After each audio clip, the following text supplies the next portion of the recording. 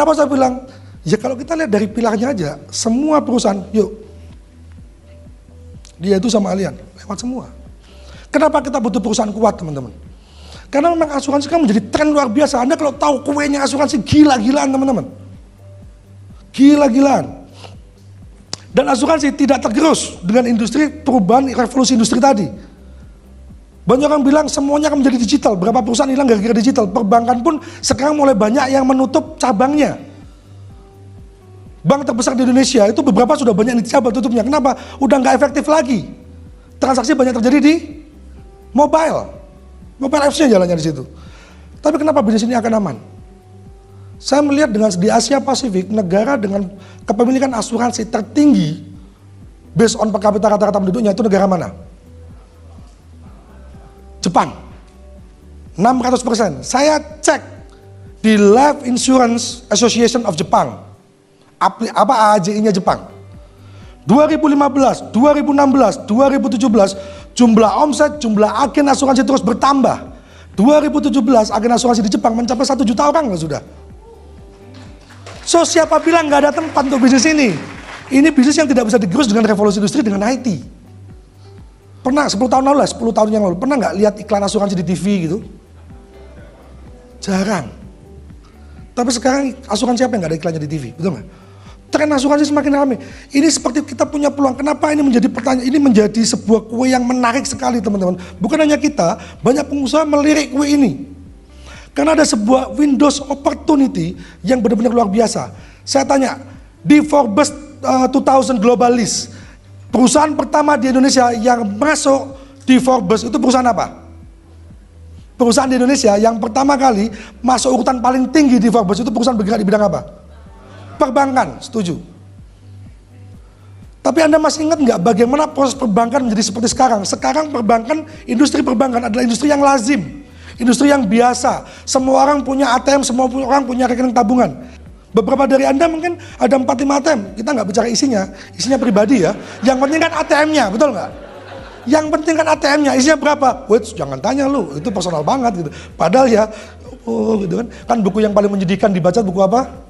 Ya buku tabungan kan, ya saldonya segini aja sih, gak nambah-nambah. Nah kembali lagi, tahun 80-an 70-an ketika Indonesia pertama kali dikenalkan dengan industri perbankan, ini menjadi sebuah industri yang sangat fenomenal sekali. Pada tahun 70-80-an orang tidak nyaman, tidak biasa dan tidak berani menabung di perbankan. Indonesia adalah negara berkembang, setuju ya? Berbeda dengan negara maju, Jepang, Singapura, Amerika, mereka 10-15 tahun di depan kita. Tahun 70-80-an orang takut menabung di bank. Saya punya kakek saya salah satu orang temenang punya toko yang cukup besar di pasar di kota Jember, jualan sepatu sandal waktu itu, dan duitnya cukup banyak. Hampir setiap hari orang dari bank datang ke sana ke toko saya, nawarin kakek saya, abah saya untuk buka tabungan. Pak, ini bah, abah saya nggak mau, enggak, saya tanya, bah, kenapa kok nggak mau? Enak aja dikasih duit, aku dikasih kertas. Ya kalau duit nggak dibawa lari.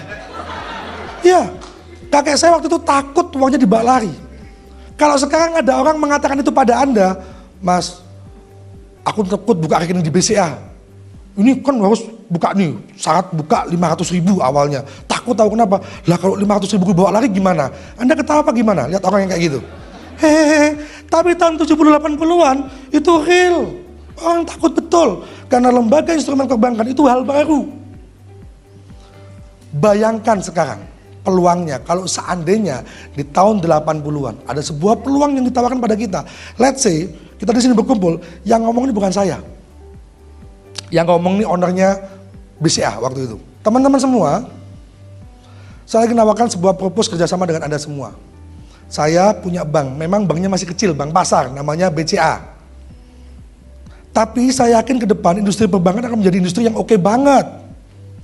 Nah, saya lagi nawarin teman-teman kerjasama. Saya akan siapkan infrastrukturnya, gedungnya, pegawainya, semuanya, teknologinya saya siapin semua.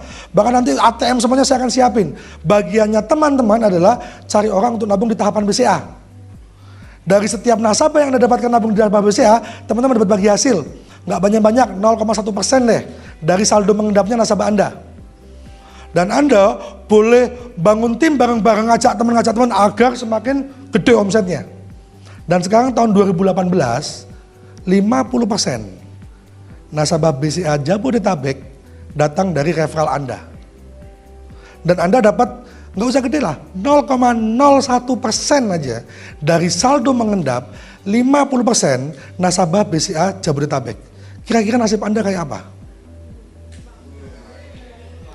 Nggak mungkin duduk di sini kita, ya nggak? Lu ngapain dengerin orang itu ngoceh? Aku di Hawaii, kan gitu.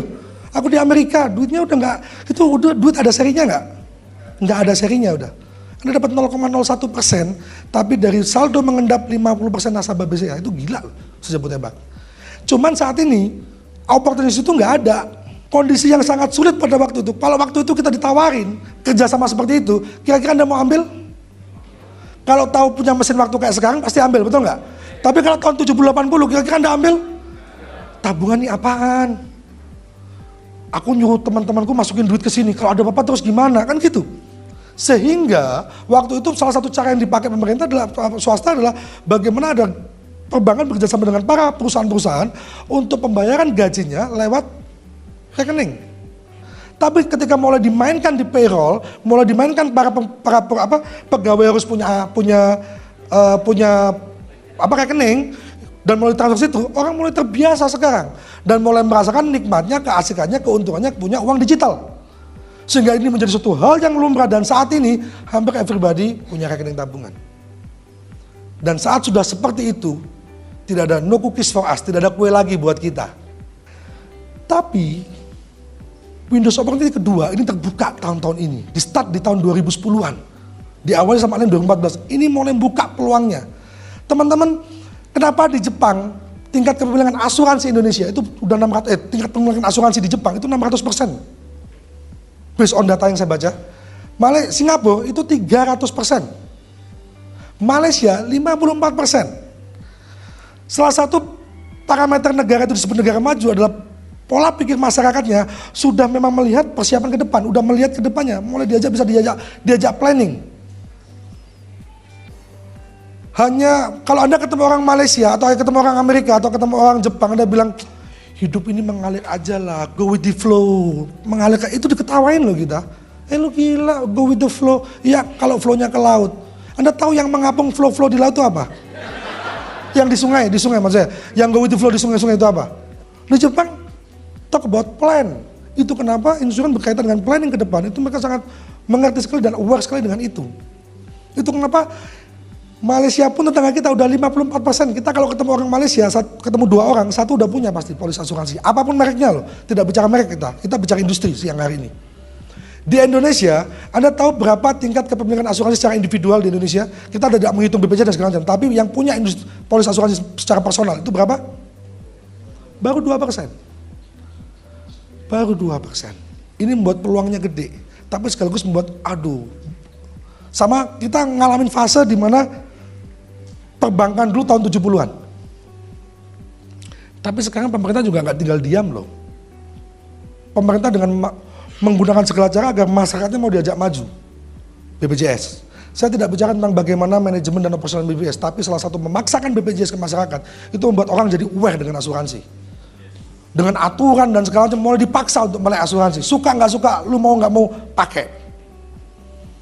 Mungkin orang beli dengan grundel di awal. Wah, aku ngurus. Sebenarnya pengusaha harus isi TDP juga harus ngurus ke depan pakai punya BPJS, kalau nggak bisa gitu kan.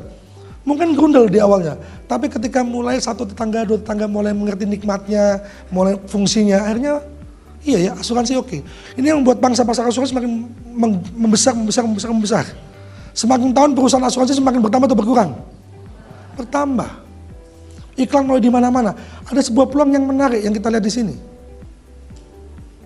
Bayangkan, mungkin nggak 5 tahun lagi, 10 tahun lagi, 15 tahun lagi, pangsa pasarnya nggak 2%, tapi 5%. 10%, 15%, bisa terjadi? Teman-teman tahu nggak, dengan cuma 2% aja, itu sudah menciptakan ribuan orang berpenghasilan miliaran di industri asuransi itu. Saya tidak bicara hanya Allianz. Di Allianz banyak ratusan orang berpenghasilan miliaran.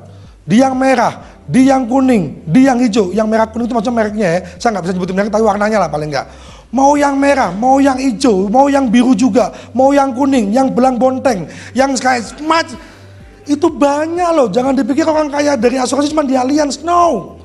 Hampir di semua industri asuransi punya orang miliardernya, betul nggak?